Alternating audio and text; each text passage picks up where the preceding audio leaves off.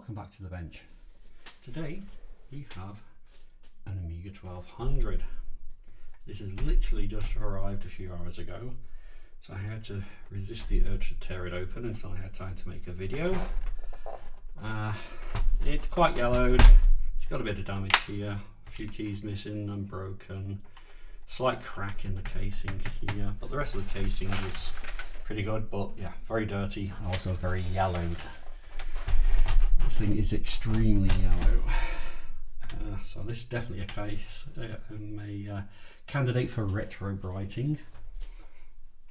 I do have an A600 keyboard, which I can take some keys off to use to replace the missing keys on here. But that is a German layout, so yeah, this key's different because the German keyboard don't have these blank keys on it.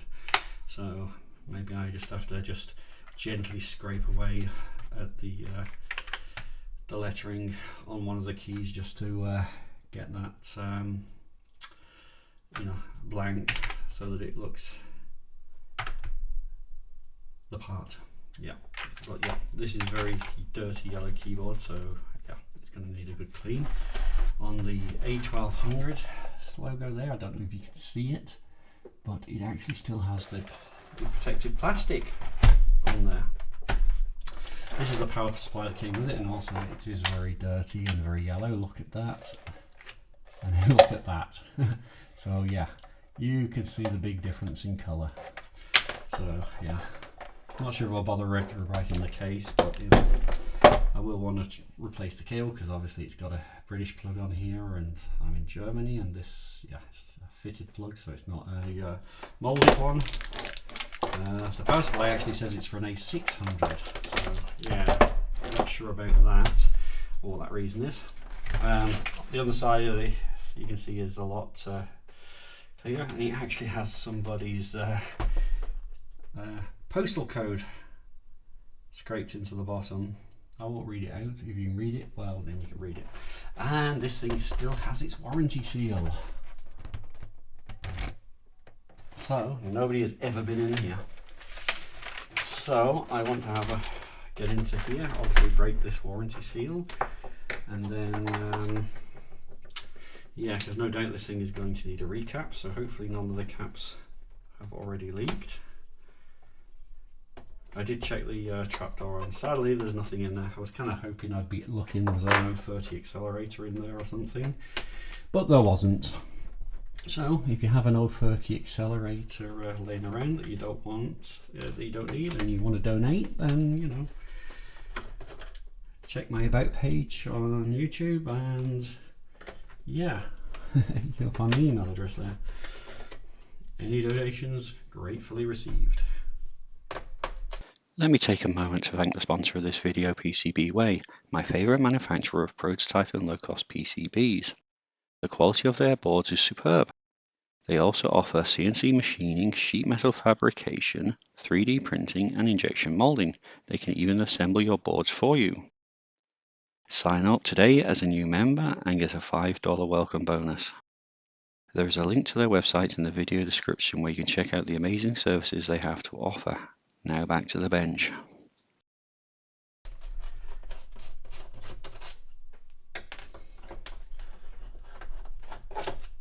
So these are well known for their capacitors going bad and leaking, so if it has leaked, hopefully it's not been too bad. Is there none at the back? No? Okay. Got to obviously be careful not to damage the keyboard membrane. Yeah, they do go on these. So I'm not gonna. Well, I mean, obviously because this has never been apart before. Usually one of the reasons these fails is from people keep taking them apart and putting them back together. Okay. So I can't quite get my fingers under there to. Let's see if we can get that keyboard power lights disconnected.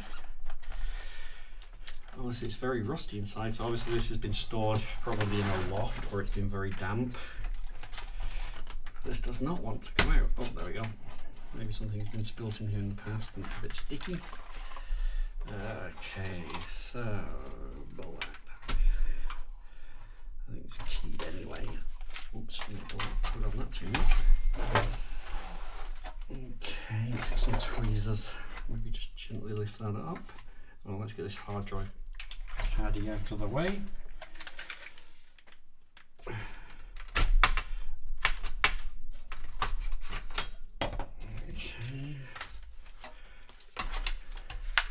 You don't want to yank this because if this is obviously not degraded, then don't want to damage it.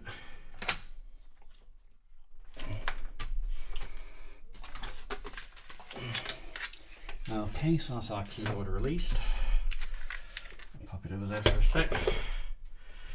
But yeah, there's a lot of rust on the top of this RF shield, which is a clear indication it's been stored in a damp place. Yeah, I think we're going to have to take the floppy out as well in order to get the all the shielding out. Yep, got the driver.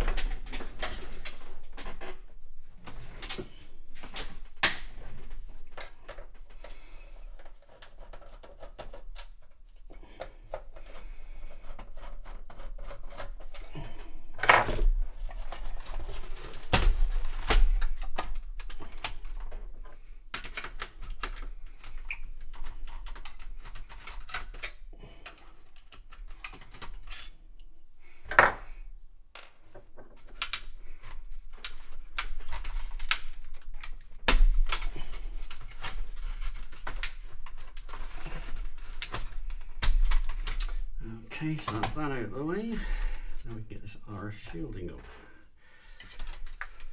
I probably won't put back the RF shielding, because yeah, it's really not needed.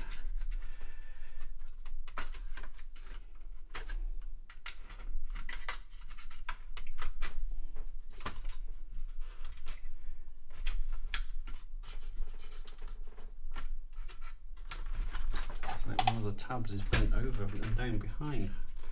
Not sure how they managed that. It also means that it will be hard for us to get that off.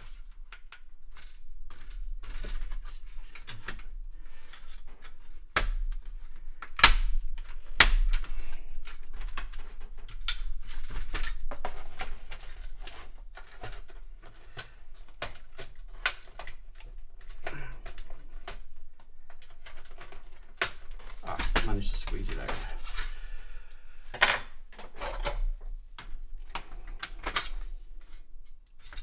Not to worry about bending up the shield because yeah, so chances are it's not going back on there.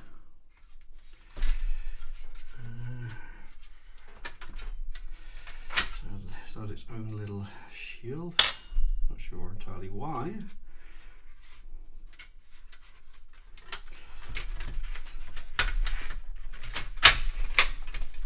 This is one of the earlier Commodore machines, not ones that were made when they were taken over by SCOM. That's the one down there. So let's see what revision board we have. Okay, so this is a 1D4. So I'm not that familiar with the revisions.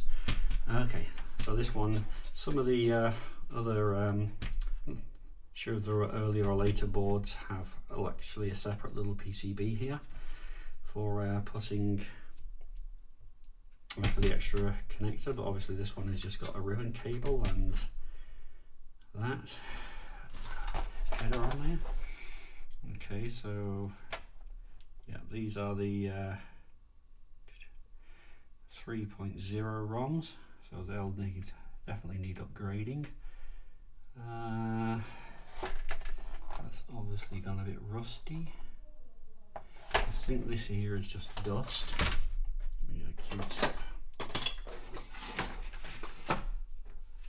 Yeah, that's just dust. Okay, So I don't immediately see any signs of any capacitor leakage, which is good. All the traces, all the pads look shiny, or relatively shiny, so if they have started leaking, it's only recently.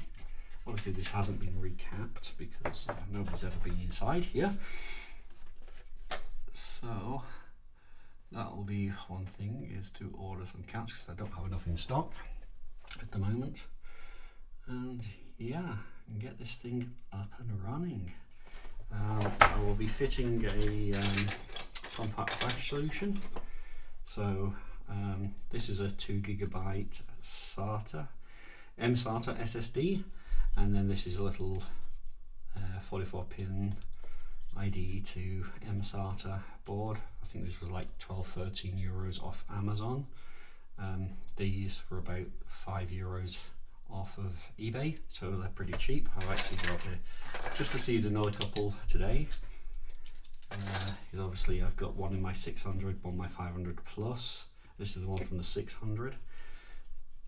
So yeah, I can do some testing with this thing. So yeah, I'm quite happy with this, especially there's no sign of any leakage. There's a little solder blob floating around in there, don't know where that came off. Obviously, yeah, I'm going to take off this whole RF shield because obviously there is dead bugs and God knows what else under there. So that's going to need a really good cleaning. Except for that little crack in the top of the case here. Literally, there is no other damage that I can see, or at least nothing severe. So yeah, bit of glue there, and then I'll just maybe 3D print a little support to go in here as a strengthener. But there is a hole there because obviously I want to try and pop that badge out, and then so that I can retro bright this thing, because obviously, yeah, it's very, very yellow, and yeah, I at least wanted to get it a little bit whiter or closer to the original colour, which you can see here. And obviously get this keyboard, get all the keys taken off, get them washed, and then get them into some retro bright as well. Luckily the keyboard membrane looks like it's in pretty good condition. Doesn't look like it has any damage on it at all. But obviously I'll be able to tell more when I get under there, but there's no signs of any rust on here that I can see. So it looks like hopefully the moisture hasn't affected the membrane. If I do have to replace the membrane, then I will use one of those hard membranes. But looking at it, yeah, the whole keyboard is bowed in. I'm not sure if that comes through on camera. You might think that's the parallax of the camera, but no, that is actually the keyboard as well. It is quite well bent in the middle there. So obviously it's had something heavy dropped on it at some point. There is a slight mark here, which would indicate something had hit it here. So yeah, probably something's fallen on it in the past, and then when something's fallen on it here, it's gone smash. But yeah, that is nothing I can't fix. The key post is broken and the surround is also cracked, but the surround is not too bad. I can probably just glue that and push it back in. The main thing is the post, so I'll have to replace that, which is not a problem. I've got a donor keyboard. So yeah, I will strip that down on camera because yeah, I don't think you need to see me pull all the keycaps off the keyboard. So I'll give this a good wash. I will order some replacement caps, and hopefully next time you see this it'll be in a lot better condition. And if somebody does have a spare accelerator card that they want to gift to the channel, then you know that will be gratefully received. As always, thank you for watching.